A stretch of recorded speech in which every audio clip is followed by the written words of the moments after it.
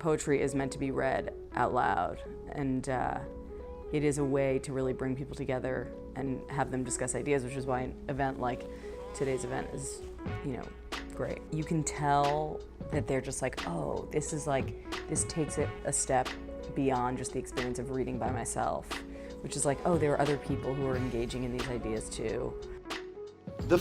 These Are Our Words National Poetry Month celebration. Please give it all the way up for Allison Malie. When I think about my daughters, I think of the middle school boys that teased me at the pool party for wearing a shirt over my one piece. I think actually my first time performing live was at my original book launch for Shifting Bone, which I self-published. And it was my first time performing in front of anyone, and it was like mainly just my friends and family, but I was very, very nervous. And it was such a collective group of people that loved me that it didn't feel that bad towards the end, but I just remember getting up and thinking like, cannot believe I'm performing this right now because poetry is so personal. And then the red snow cone and all of its sugary glory as it leaped from the paper cup of a bull-faced boy, his eyes the same raging color as the cherry syrup. And the towel that became my salvation when the boy's mom was lured outside by the howling laughter and took my only lifeline inside to the washing machine. Leave the meetings where you're talking about button-up shirts and linen pants and be pissed because you know none of it matters. Spoken word is so important because I don't think you can really feel someone until you hear them say their words out loud.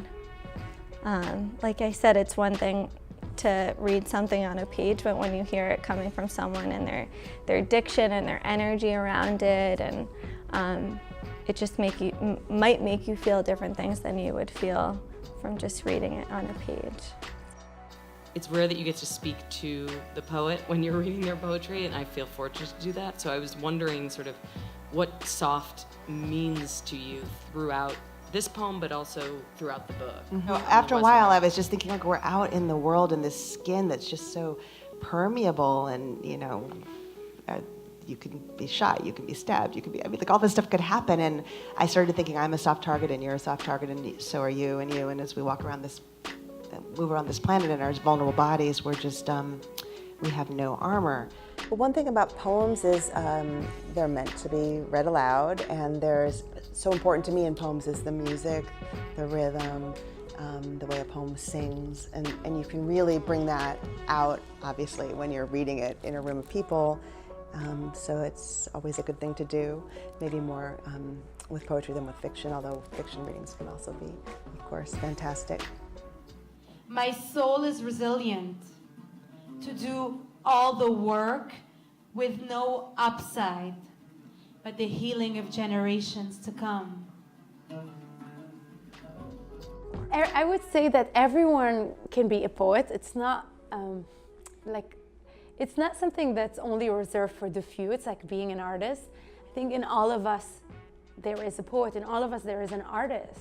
And these parts of ourselves, I would say, is like they're there. So instead of looking for them outside, look within. And when I say look within, I mean that listen to yourself. Listen to yourself, especially when you're in pain. This is when we want to numb and run away. And I also want to do that because who wants to feel pain?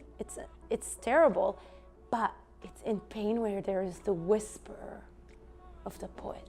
It's when the poet in you is whispering a story, is whispering images, like that part of yourself that's the broken, open heart communicates in so many ways, and it communicates visually, it communicates physically.